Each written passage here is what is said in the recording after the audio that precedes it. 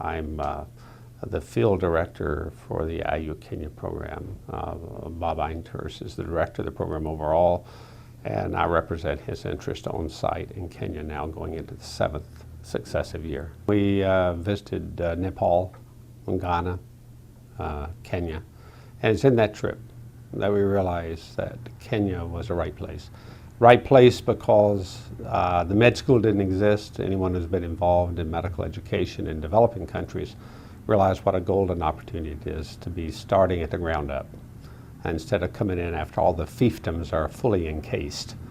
And at the same time, it was in a rural setting with a focus on primary care, which was a nice counterpoint to so much interest in tertiary care and technology, which has limited relevance to the healthcare needs abroad. And it also was a place where English was one of the 2 national languages, which created an opportunity for our own students and house staff to be more actively involved than this was not the case in Afghanistan. It was more difficult.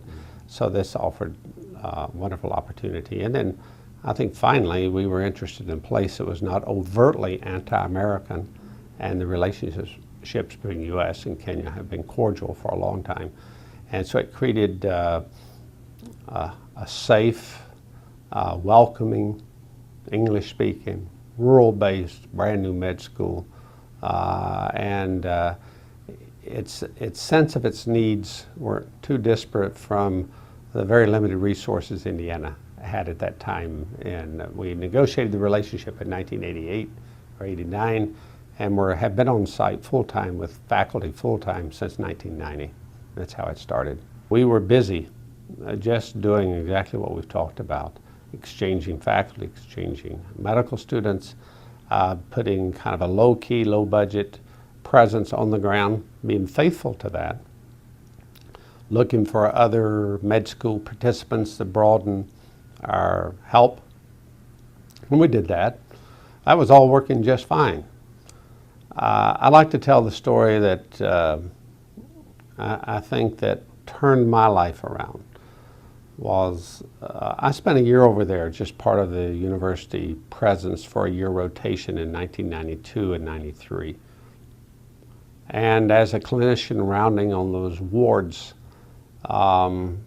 had about 85 people die on those wards over the course of that year. Average age in the lower 50, 51, 52 years of age.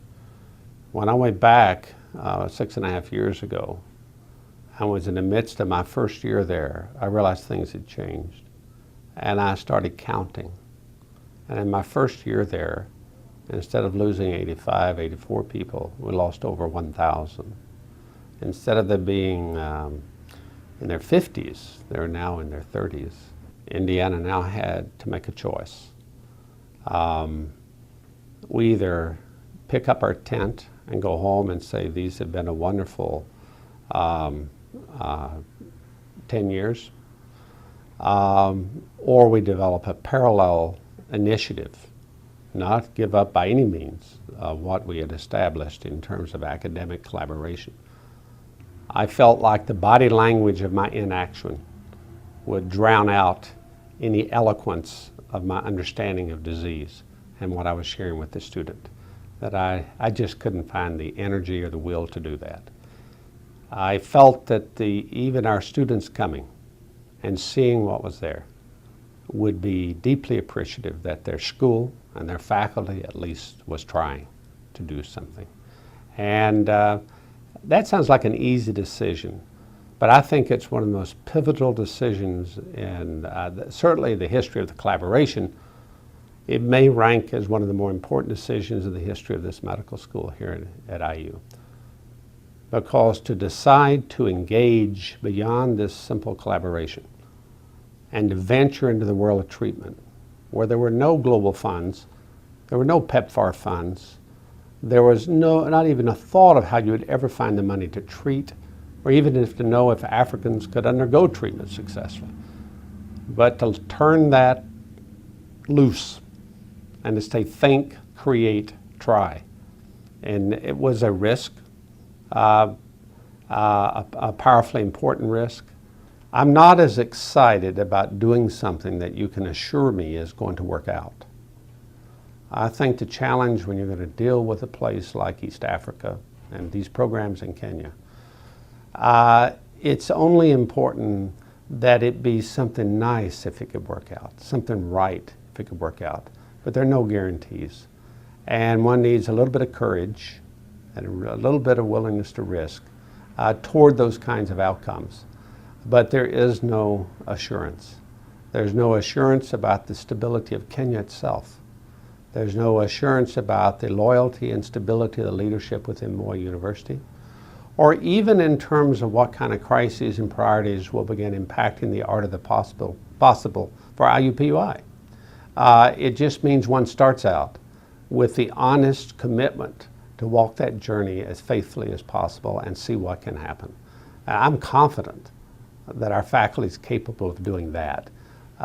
What the outcomes will be, I think it's important not to know. I think it's important to get on the journey. We deliberately said care will lead the way. I think that's a wise decision. We're standing in the middle of history's worst medical disaster ever. It's not the time to say what I'd like to do in the midst of this is see if I can get this project going, or maybe I could get a nice curriculum out.